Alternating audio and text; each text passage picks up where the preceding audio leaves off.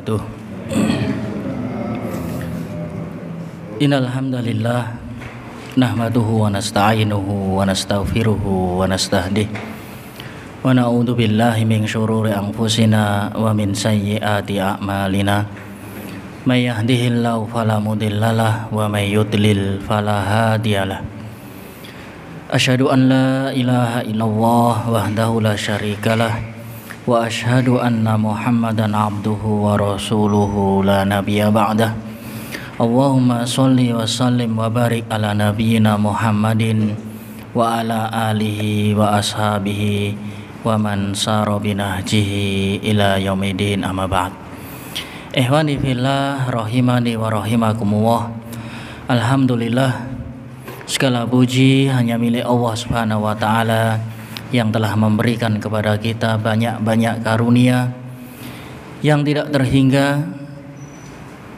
Di antaranya di waktu yang mulia ini kita bisa bermujalasah, bertemu kembali, melanjutkan kajian tafsir kita, yang pada malam ini kita akan bahas surat Al-Baqarah 126, di mana Allah Subhanahu wa taala berfirman, wa id qala Ibrahimu rabbi ja'al hadza baladan amina warzuq ahlahu minas samarati man amana minhum billahi wal yaumil akhir. Qala wa man kafara fa umatti'uhu qalila summa attarruhu ila adzabin nar wa bi'sal masir.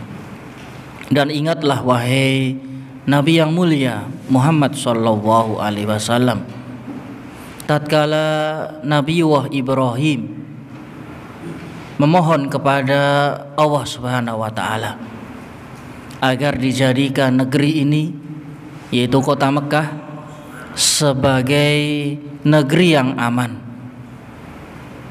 Kemudian beliau pun meneruskan permohonan kepada Allah, warzuq ahlahu, dan mohon berikan karunia rezeki yang melimpah kepada penduduk-penduduknya dari berbagai samarat, buah-buahan, aneka ragam buah bagi mereka-mereka yang telah beriman kepada Allah dan beriman kepada hari akhir.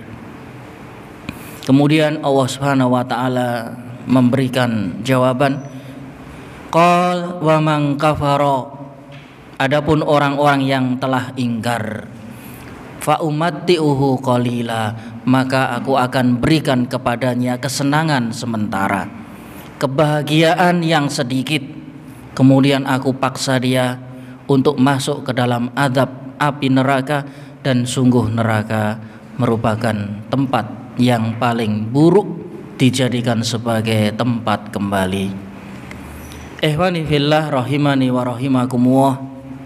Di dalam ayat ini ya Allah Subhanahu wa taala mengingatkan kepada Nabi kita Muhammad ketika Nabiullah Ibrahim berdoa memohon kepada Allah, ya Allah, jadikan negeri ini, kota ini, yaitu kota Mekah, sebagai negeri yang aman, negeri yang jauh dari rasa ketakutan, negeri yang sentosa, negeri yang sejahtera, yang dimana para rakyatnya mendapatkan rasa aman. Dan kemudian beliau pun memohon yang kedua, warzuq ahlahu, dan berilah karunia rezeki yang melimpah kepada penduduknya yang beriman kepada Allah dan hari akhir. Diberikan karunia rezeki yang berupa aneka ragam samarat, yaitu buah-buahan, makanan, melimpah rasa aman, melimpah makanan. Dua doa ini dilantunkan kepada Nabiullah Ibrahim tatkala meninggalkan istri dan putranya di lembah yang sunyi, gurun pasir, tidak ada tumbuhan, tidak ada penghidupan. Ya, rumput pun tidak hidup di saat itu. Air pun tidak dijumpai. Ketika berjalan meninggalkan istrinya, demikian putranya tercinta Ismail, maka menghadap Ka'bah, kemudian dia berdoa doa ini. Ya Allah, jadikan kota yang sunyi ini, kota yang sepi ini menjadi negeri yang penuh keamanan. Beliau mendahulukan rasa aman sebelum memohon kepada Allah rezeki yang melimpah. Karena yang namanya rezeki melimpah, bila disertai ketidakamanan, maka itu percuma, tidak ada manfaatnya. Maka di sini pentingnya prioritas. Ya, seseorang memprioritaskan yang paling utama, yaitu rasa aman. Begitu aman, baru setelahnya adalah pangan, yaitu makanan. Makanan yang melimpah. Padahal di saat itu satu rumput pun tidak ada yang tumbuh. Begitu panasnya, begitu gersangnya, begitu sunyinya, tidak seorang pun menginjakkan kakinya di lembah tersebut. Dataran rendah yang dikelilingi oleh pegunungan-pegunungan yang mengelilingi. Tidak seorang pun datang ke lembah tersebut yang sunyi, yang tidak berpenduduk, bahkan binatang pun tidak dijumpai di tempat itu.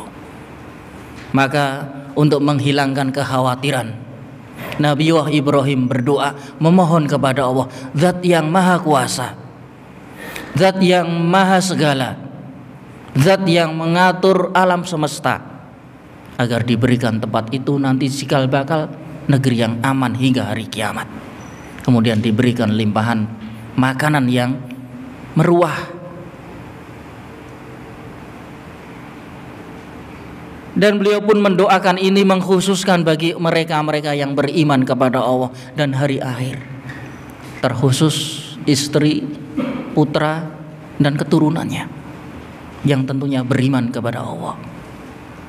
Maka dengan doa yang terbatas ini Allah pun meluaskan.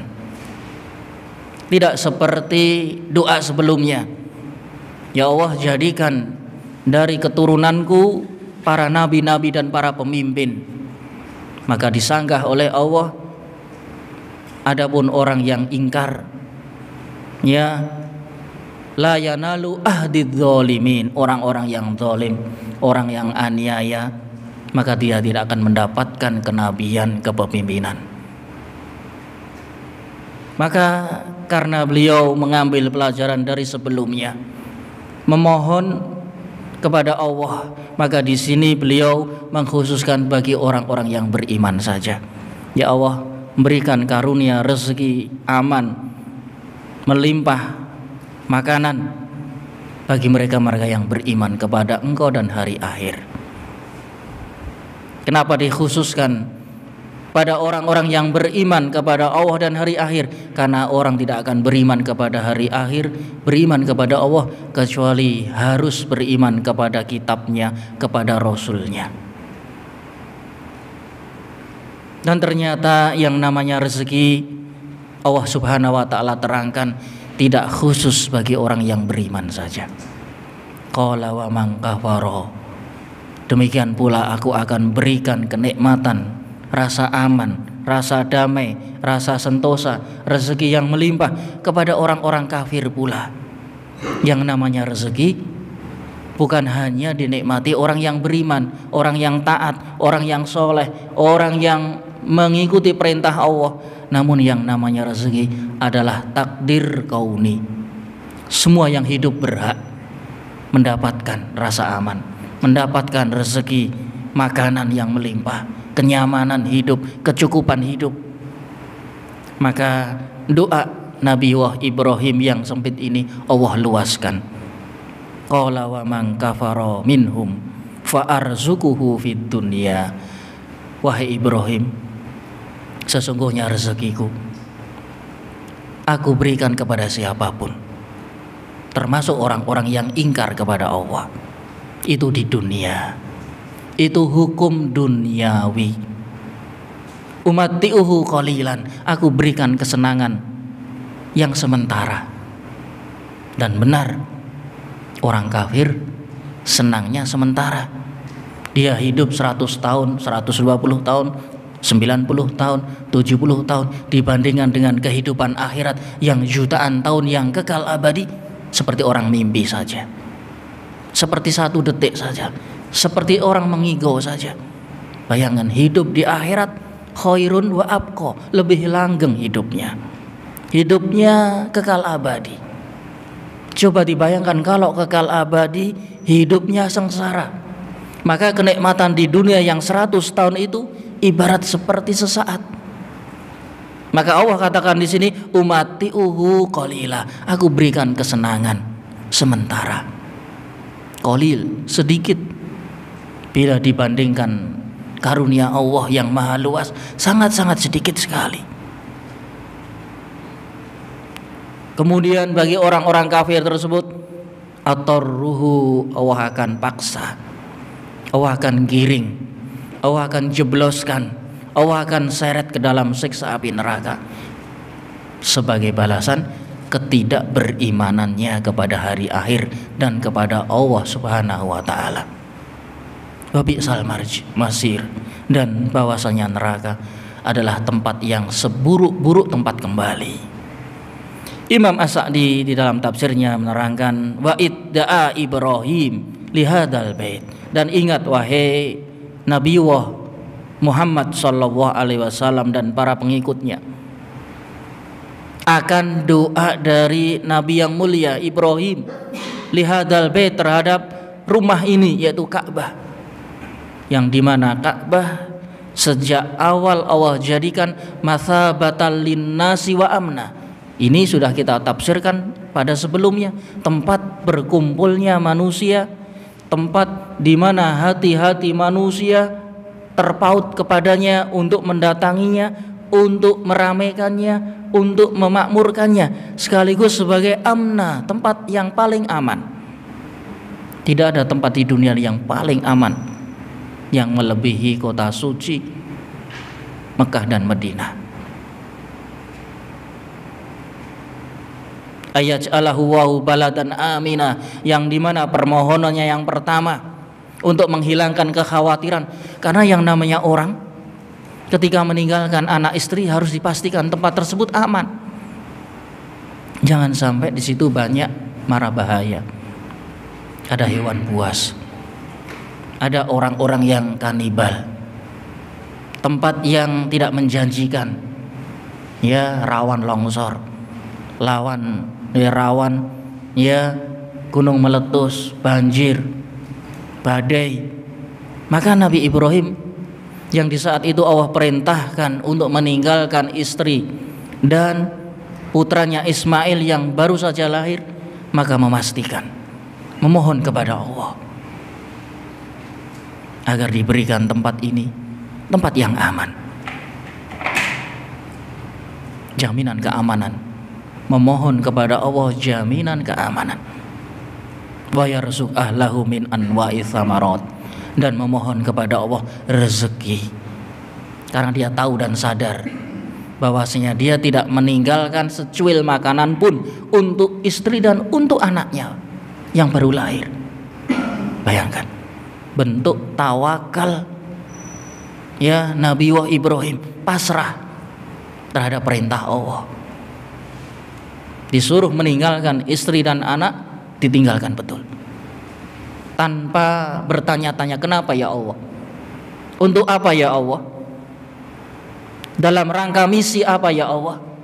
Tidak banyak bertanya, namun berpasrah diri dan yakin, seraya ketika sudah tidak terlihat, memohon kepada Allah sejauh pandangan mata. Baru beliau berdoa dengan doa ini, agar dijadikan tempat ini tempat yang aman, tidak ada kekacauan, tidak terjadi malapetaka, dan sunatullah sejak dahulu kala yang namanya kota Mekah aman dari segala keributan, dari malapetaka. Sunatullah.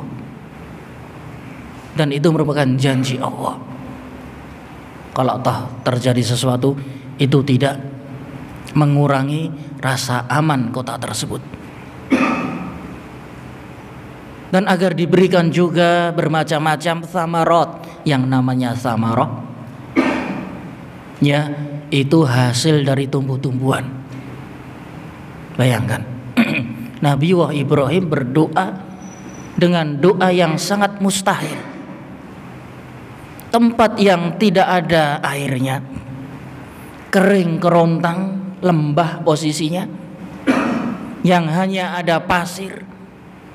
Memohon kepada Allah agar dijadikan tempat ini yang melimpah rezeki. Rezeki yang dimaksud adalah tumbuh-tumbuhan yang melimpah, buah-buahan yang mencukupi. Ini adalah mustahil. Dipikir secara nalar mustahil. Namun Allah Subhanahu wa taala mengijabahi. Kota Mekah dari dahulu kala walaupun tidak menumbuhkan satu rumput pun, namun buah-buahan ya terkumpul di sana. Dengan mudahnya didapatkan buah-buahan. Buah apa saja, yang dari dalam tanah, yang di atas tanah, yang di atas pohon, semuanya ada. Ya, di tempat kita saja mungkin kalah komplit. Mau cari buah apa saja di Mekah akan didapat.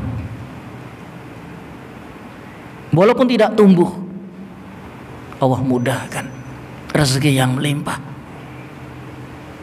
Walaupun tidak bisa menumbuhkan ya satu rumput pun, namun kenyataannya rezeki melimpah. Begitulah karunia Allah. Bila telah Allah memutuskan, menakdirkan, mengijabahi doa seorang hamba, tanpa usaha pun yang namanya rezeki akan datang. Tanpa usaha.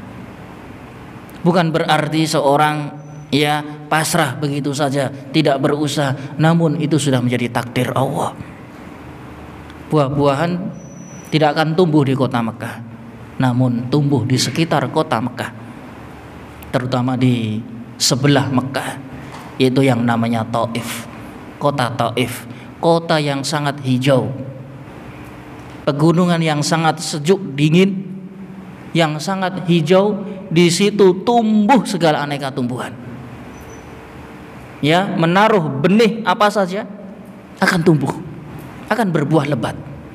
Ya anggurnya, ya kurmanya, segala jenis bidang buah-buahan. Ini adalah karunia dari Allah. Allah tidak tumbuhkan di kota Mekah secara tekstual, namun Allah berikan ya berdampingan dengan suatu tempat kota yang sangat subur sekali, kota Taif. Ya, pegunungan ya yang melebihi seperti tempat kita. Anggap mana ya, gunung mana yang subur? Gunung Lawu, Gunung Merapi, Gunung Merbabu. Ya, lebih dari itu. Lebih hijau, lebih dingin, ya, dan tumbuhan apapun bisa tumbuh di tempat itu. Berbagai sayuran, berbagai buah-buahan. Summa qayyada alaihi salatu wassalam hada du'a lil mu'minin. Dan Nabiullah Ibrahim pun mengikat doa ini hanya diberikan kepada orang-orang yang beriman. Sebagaimana dia salah di dalam doa yang pertama, yaitu memohon agar keluarganya diberikan jabatan-jabatan kenubuahan. Maka Allah benarkan hanya orang-orang yang beriman saja. Adapun orang-orang yang zalim, yang aniaya, dia tidak akan mendapatkan ya kenubuahan, kepemimpinan tersebut. La yanalu ahdid zalimin.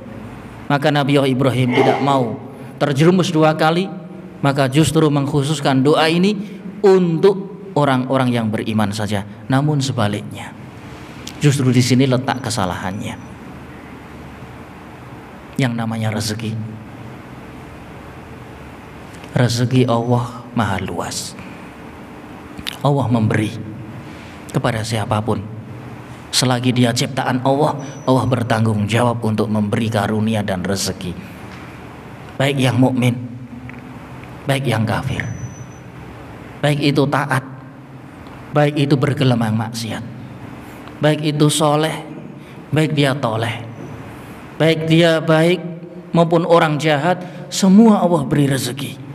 Qala wa man kafara, adapun orang-orang kafir, maka aku juga berikan rezeki-rezeki, rasa aman, kenikmatan yang melimpah. Namun kenikmatan tersebut hanya sebatas dunia. Karena orang kafir, dia hanya percaya pada dunia saja. Fa umatti'uhu qalila, maka aku berikan kesenangan yang sementara. Bila dikalkulasi, ya, walaupun senikmat-nikmatnya orang kafir, katakan dia menjadi raja, sejak lahir bergelimang dengan harta, emas, jabatan, sampai dia mati umur 200 tahun, umur 300 tahun, bila dibandingkan dengan kehidupan akhirat, yang di akhirat itu satu harinya ka'alfi sanatin mimma ta'udun, seperti 1000 tahun, bayangkan. Satu harinya seperti 1000 tahun. Satu hari di akhirat, ya, kita hidup di akhirat satu hari, itu perbandingannya seperti hidup di dunia 1000 tahun, bayangkan. Emang manusia ada yang 1000 tahun? Ya, anggap aja 100 tahun dia hidup. Kalau dia hidup 100 tahun penuh dengan kenikmatan, tidak pernah sakit, katakan, tidak pernah melarat, katakan, tidak pernah ya sengsara, katakan, hidupnya selalu bahagia, katakan, hanya 100 tahun. 100 tahun itu berapa perbandingan dengan akhirat? Padahal seharinya seperti 1000 tahun. Padahal akhirat itu ya tidak ya ada batasnya, kekal abadi. Kekal abadi. Manusia kekal abadi. Lah kalau dia bahagia masuk surga, itu adalah karunia dari Allah. Namun orang-orang yang kafir, orang-orang yang ingkar, orang-orang yang tidak percaya kepada Allah, apalagi percaya kepada hari akhir, apalagi dia dibangkitkan setelah kematian, maka kenikmatan yang sementara itu apalah gunanya? Apalah gunanya? Umatti'uhu qalila, maka aku akan berikan kenikmatan sementara, kesenangan sementara, sedikit. Fama mata'ul hayati dunya fil akhirati illa qalil. Bila dibandingkan kenikmatan dunia ini, senikmat-nikmatnya kehidupan dunia ini, bila dibandingkan dengan kehidupan akhirat, sangat-sangat sedikit sekali. Tidak sebanding seujung kuku, tidak sebanding dengan satu debu saja. Bayangkan.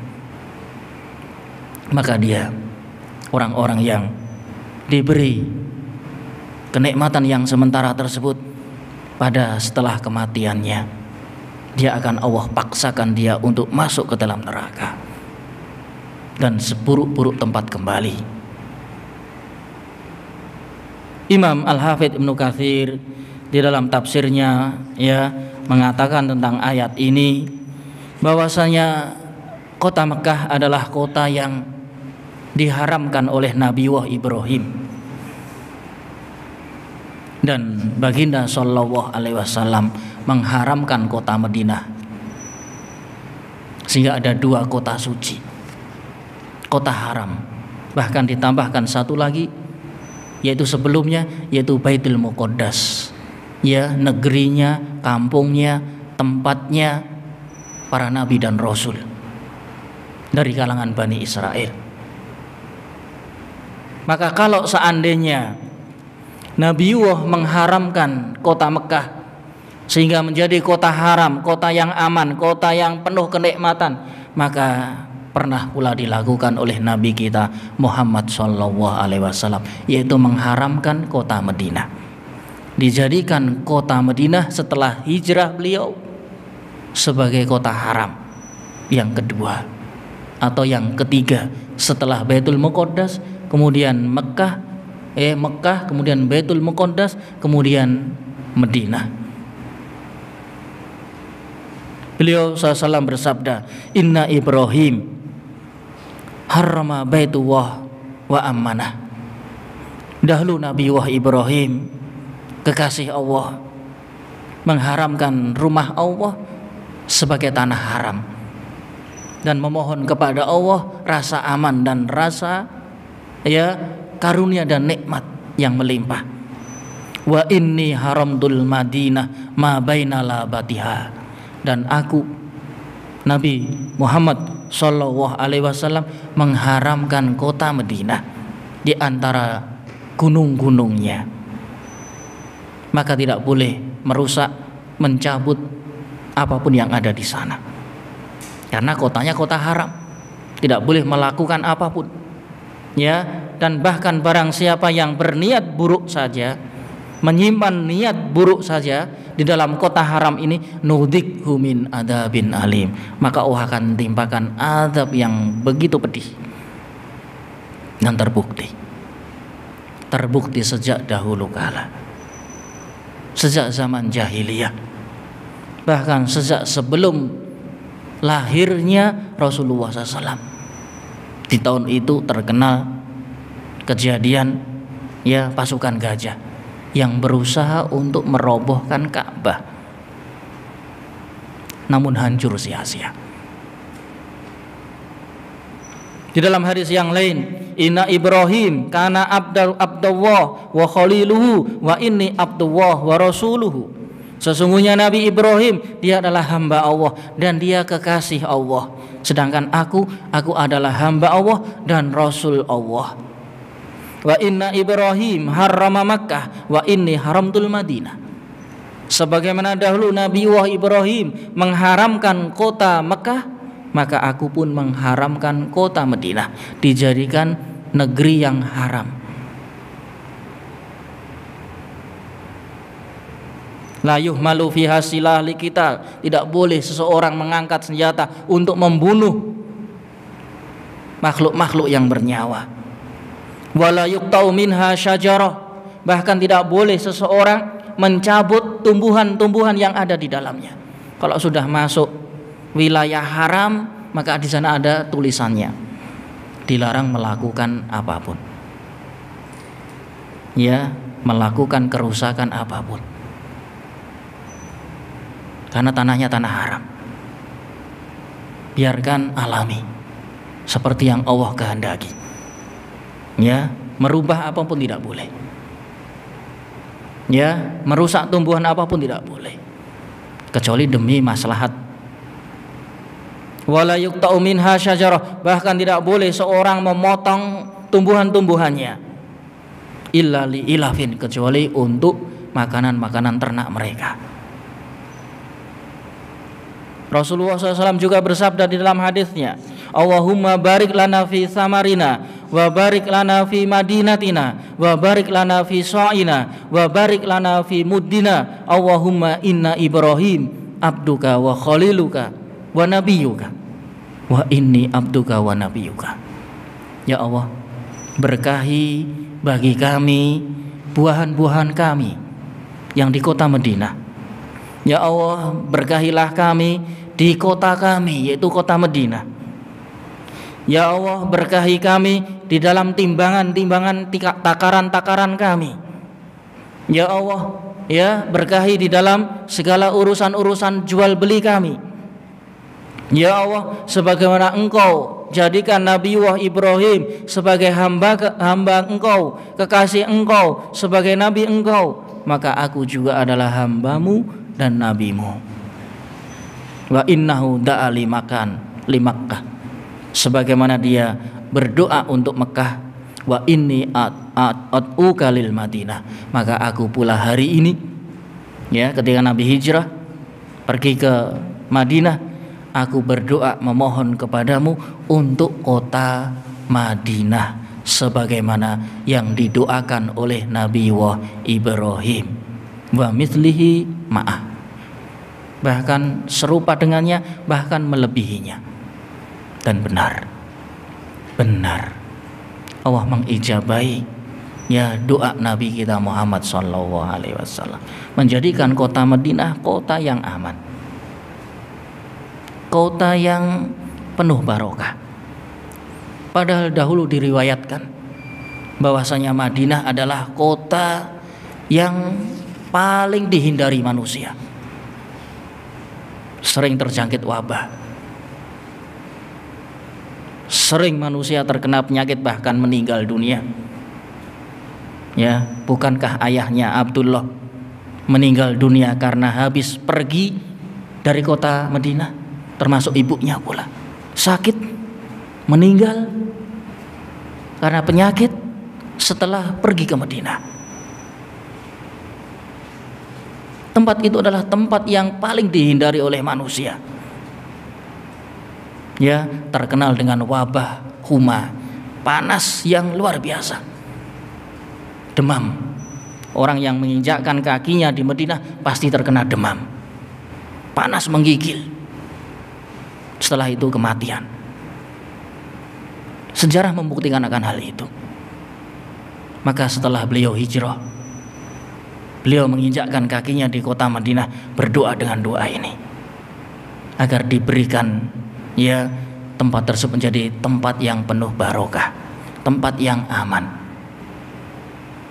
Bahkan perdagangannya agar diberkahi, orang-orang yang bertransaksi di situ diberikan keberkahan dan benar. Allah mengijabahi. Tidak lagi orang yang menginjakkan kakinya di kota Madinah terserang huma, ya demam yang sangat ekstrim, tidak lagi. Bahkan menjadi kota yang sangat sejuk, sejuk di hati, sejuk di pikiran, sejuk di tubuh, melebihi kota Mekah. Wa mithlihi ma'ah, karena beliau berdoa berikan sebagaimana di kota Mekah dan semisalnya, bahkan melebihinya. Maka di sini adalah ya suatu karunia yang sangat luar biasa. Dan ini adalah permohonan dari para nabi. Nabi adalah orang yang mendapatkan wahyu. Sebelum dia memohon kepada Allah untuk diberikan rezeki yang melimpah, lebih mendahulukan rasa aman. Disinilah yang harus kita fahami dengan baik, bahwasanya nikmat aman itu tiada tara, tiada duanya. Maka apabila diberikan limpahan keamanan, jaga dengan baik, jangan mencoreng rasa aman. Rasulullah SAW pernah bersabda, man asbaha minkum aminan fi sirbih wa mu'afan fi jasadih wa indahu quta yaumih ka'annama hisat lahu ad-dunya bihadafiriha. Barang siapa yang di suatu hari dia menjumpai rasa aman di tempat tinggalnya, dia mendapatkan rasa sehat untuk tubuhnya, dan dia memiliki makanan di hari itunya, maka dia telah mendapatkan puncak kenikmatan dunia setinggi-tingginya. 3 hal ini: rasa aman, rasa sehat, dan bisa makan di hari tersebut. Ini adalah puncak dari nikmat. Apalagi yang coba dicari? Yang dicari adalah keserakahan. Orang-orang yang serakah akan membawa bencana, membawa petaka. Ketika suatu nikmat tidak disyukuri, maka Allah akan rubah menjadi bencana. Allah Subhanahu wa taala berfirman dalam surat Saba, daraballahu masalan qaryatan kanat aminatan mutmainnatan ya'tiha rizquha ranghadan fi kulli makan fakafarat bi an'umillah fa'adzaqahu wa libasal khaufi wal ju' bima kanu yasnaun. Dalam surat An-Nahl 112 atau 13 atau seberapa, ya nanti dilihat. Daraballahu masalan. Allah Subhanahu wa taala mengambil perumpamaan suatu negeri kanat aminatan mutmainnatan, yang negeri aman, sentosa, makmur, ya'tiha rizquha ragadan min kulli makan. Dia diliput berbagai aneka rezeki dari segala penjuru. Rezeki melimpah, banyak kenikmatan, rasa aman terkendali. Namun kafarat bi an'umillah. Ada yang berbuat olah, ada yang rakus, ada yang tamak. Dia ingkar terhadap nikmat-nikmat yang Allah berikan. Maka Allah ubah negeri yang sentosa, yang sejahtera, yang aman, yang damai, karena keserakahan, karena kerakusan, karena tamak, karena ingkar terhadap nikmat Allah, maka Allah berikan pakaian rasa takut. Adzaqahallahu libasal khauf. Allah berikan dengan pakaian ketakutan. Bayangkan, pakaian yang kita pakai berganti dengan ketakutan, rasa takut. Ke sana takut, sini takut, di rumah takut, keluar rumah lebih takut. Kenapa? Bencana. Karena kalau nikmat aman itu sudah lenyap, orang yang ada hanyalah rasa takut. Di sini Allah katakan fa'adzaqahallah. Allah timpakan kepada mereka pakaian-pakaian yang berupa ketakutan. Libasal khauf bima kanu yasnaun, karena olah tangan mereka sendiri. Bayangkan, dalam sekejap akan berubah rasa ketakutan, terjadi huru-hara, terjadi naudzubillah, tidak diinginkan.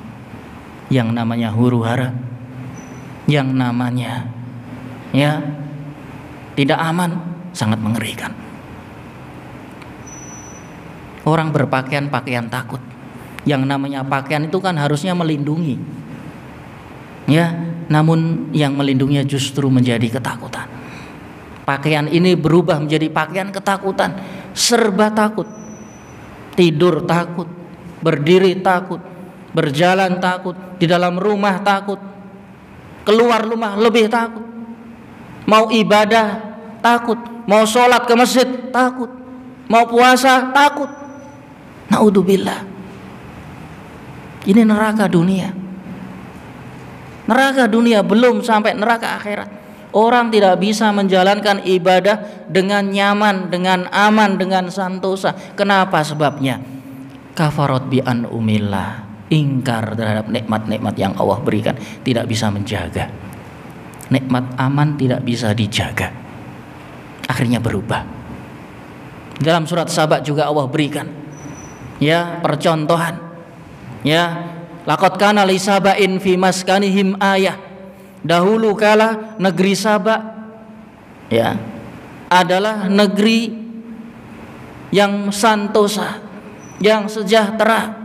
Karena yang namanya negeri Saba, yaitu tepatnya sekarang Ma'rib, di sana ada bendungan Ma'rib. Ketika airnya dibendung, sungai sangat besar dibendung, kemudian bisa mengaliri kanan kiri negeri tersebut, menjadi subur, sangat subur sekali. Bisa dikatakan surga dunia saat itu. Allah memuji kota Ma'rib di saat itu sebagai surga dunia. Jannatan, Allah katakan dua surga di permukaan bumi. An yaminin wa shimal, di sisi kanan dan di sisi kiri. Allah katakan surga, betapa suburnya, betapa sejahteranya penduduknya, betapa mewahnya negeri tersebut, negeri yang begitu maju. Sayangnya dipimpin oleh seorang wanita. Dan inilah yang menjadi penyebab negeri yang makmur, yang penuh rasa aman, hancur seketika. jannatani ayyaminin wa shimal. Allah perintahkan kulu washrabu min rizqi rabbikum baldatun thayyibatun wa rabbun ghafur. Makanlah dari rezeki yang aku berikan kepada kalian. Ini negeri adalah negeri yang aman, sentosa, dan Tuhannya adalah Tuhan yang maha pengampun, lagi maha penyayang. Bayangkan, Allah gambarkan sedemikian rupa.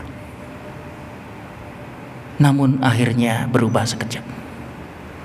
Ya, fa'arodu, karena mereka berpaling dari syariat Allah. Mereka ingkar terhadap syariat Allah. Fa'arodu fa'arsalna alaihim sailal arimi fabaddalnahum bijannataihim jannatai dawatai ukulin khamtin wa aslin wa syai'in min sidrin qalil dzalika jazainahum bima kafaru wa hal yujaza ilal kafur. Karena mereka berpaling dari syariat Allah, ya, tidak menjalankan syariat Allah, maka dalam sekejap, dalam satu malam, Allah kirim angin yang sangat dingin sekali, memporak-porandakan dua surga tersebut.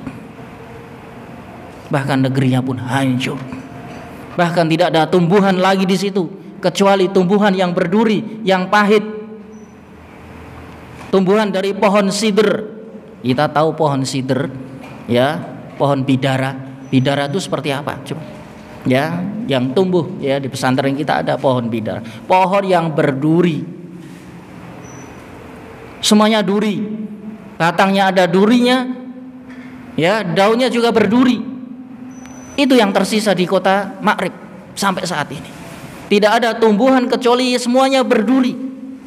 Kalau berbuah pohon, buahnya akan pahit. Dzalika jazainahum bima kafaru, demikianlah Allah membalasi suatu negeri.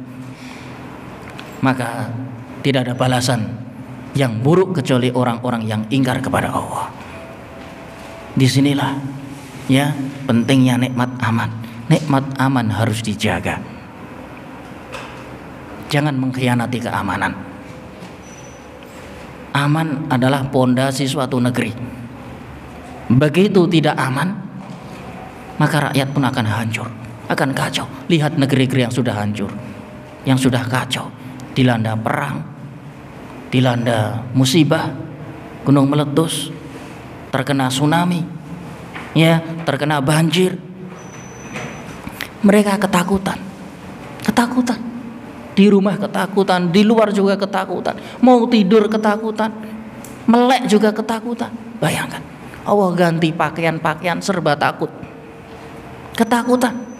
Kalau sudah mau takut, mana mungkin orang bisa sholat ke masjid? Mana mungkin akan bisa manusia berbondong-bondong menuju masjid untuk memakmurkan masjid?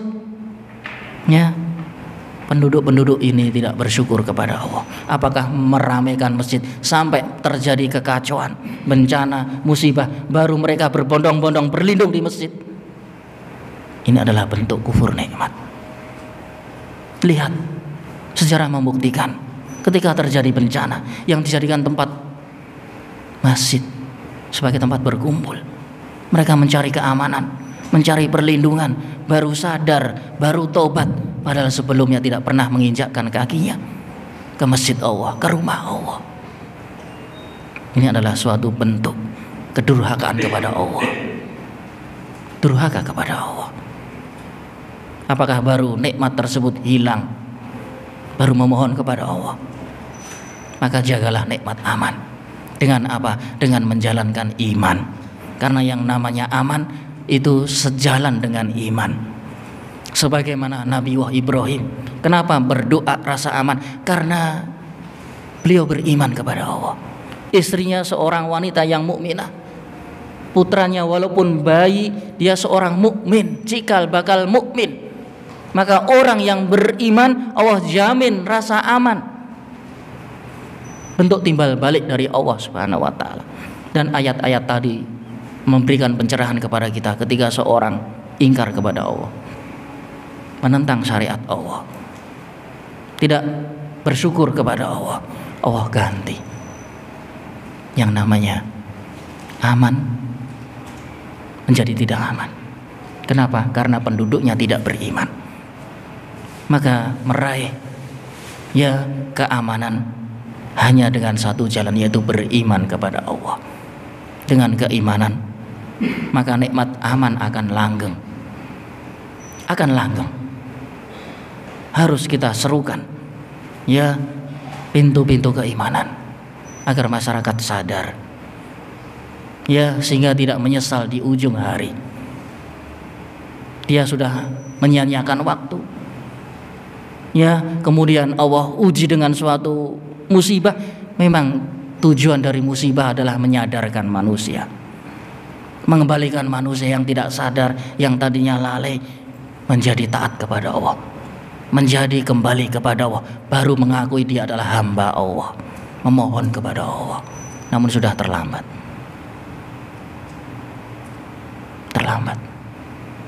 Apa yang terjadi?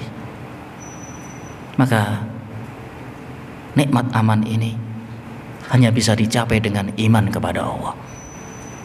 Imanun aman alladzina amanu walam yalbisu imanahum bidzulmin ulaika lahumul amnu wa hum muhtadun.